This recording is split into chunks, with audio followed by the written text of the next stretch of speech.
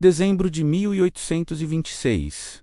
O Rio de Janeiro, capital do Império do Brasil, está em choque. Uma tristeza profunda e um sentimento de revolta se espalham pelas ruas. A Imperatriz Maria Leopoldina, a mãe dos brasileiros, morreu aos 29 anos. Mas seu funeral não seria apenas uma despedida. Seria um dos maiores atos de comoção popular da nossa história e o começo do fim para o primeiro imperador do Brasil. Para entender a dimensão desse evento, precisamos voltar um pouco no tempo. Leopoldina, uma arquiduquesa austríaca da poderosa Casa de Habsburgo, chegou ao Brasil para se casar com Dom Pedro. Ela era culta, inteligente, poliglota e uma estrategista política fundamental para nossa independência. O povo a via como uma santa, uma mulher virtuosa que amava sua nova pátria e sofria em silêncio com o escândalo público que era o relacionamento de Dom Pedro I com sua amante, a Marquesa de Santos. A notícia da morte da imperatriz, em 11 de dezembro, caiu como uma bomba. A causa oficial foi uma infecção generalizada após um aborto espontâneo, mas a imaginação popular rapidamente criou outra versão. O boato que corria era que Dom Pedro, em um acesso de fúria, a teria agredido fisicamente. Embora hoje saibamos que isso não é verdade, na época, a história alimentou a fúria do povo. A revolta era tão grande que a casa da Marquesa de Santos foi apedrejada por uma multidão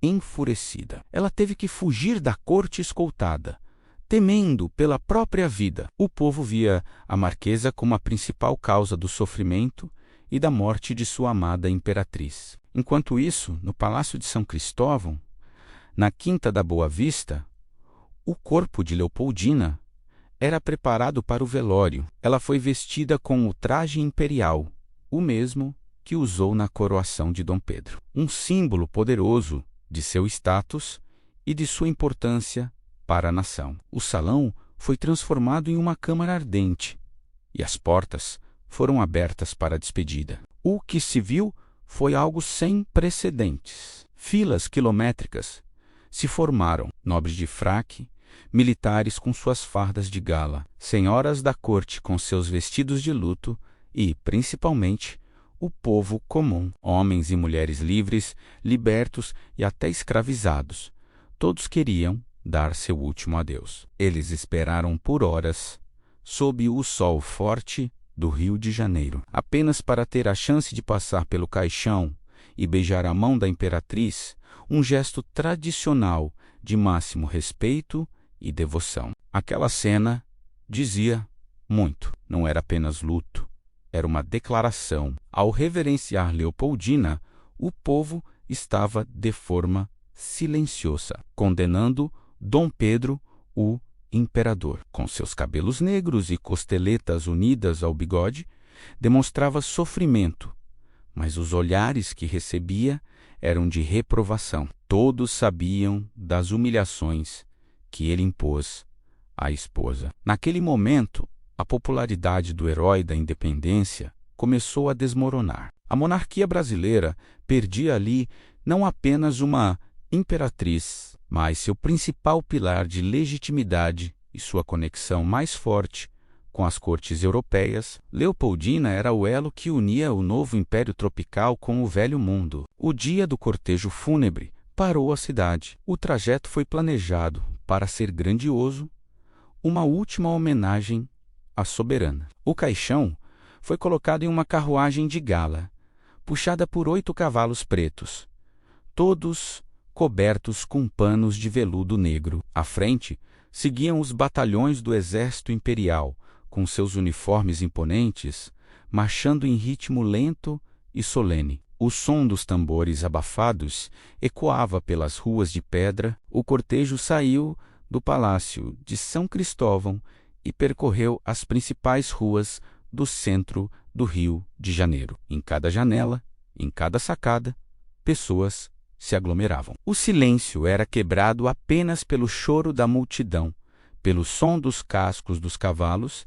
e pelos cânticos fúnebres do clero, que acompanhava a procissão. As igrejas da cidade dobravam seus sinos sem parar, um som melancólico que cobria toda a capital. Dom Pedro acompanhava o cortejo, mas sua presença era quase uma provocação para muitos. Ele caminhava como o viúvo enlutado, mas para o povo ele era o culpado. Cada lágrima derramada por Leopoldina era uma acusação contra ele. O funeral, que deveria ser um momento de união em torno do monarca, tornou-se um protesto. A mãe dos brasileiros estava morta, e o pai era visto como seu algoz. Esse dia marcou uma virada. A imagem de Dom Pedro nunca mais se recuperaria, e 5 anos depois, a pressão popular o forçaria a abdicar do trono em favor de seu filho, Dom Pedro II. O primeiro local de descanso de Leopoldina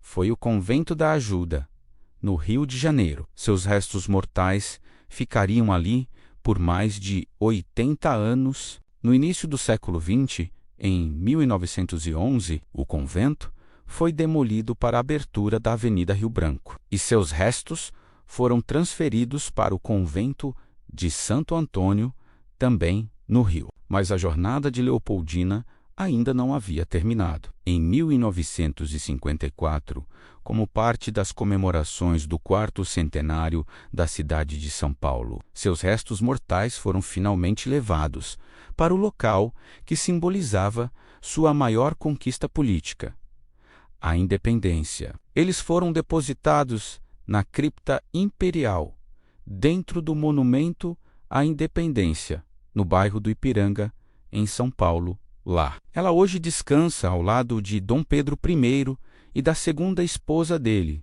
Dona Amélia. Uma ironia da história que os uniu na morte, após uma vida tão conturbada. A história, no entanto, ainda guardava uma última revelação. Em 2012, uma equipe de cientistas e historiadores realizou a exumação dos restos mortais da família imperial para estudos. Essa pesquisa trouxe respostas fascinantes. Ao examinarem o esqueleto de Leopoldina, os pesquisadores não encontraram nenhum sinal de fraturas, como um fêmur quebrado. Isso desmentiu de vez a lenda popular de que Dom Pedro a teria empurrado de uma escada. A ciência confirmou a causa da morte como uma infecção grave, mas a exumação revelou algo ainda mais tocante. Fragmentos do tecido com o qual ela foi enterrada foram encontrados. Eram restos do seu vestido de gala, o mesmo que ela usou na coroação. Isso confirmou os relatos da época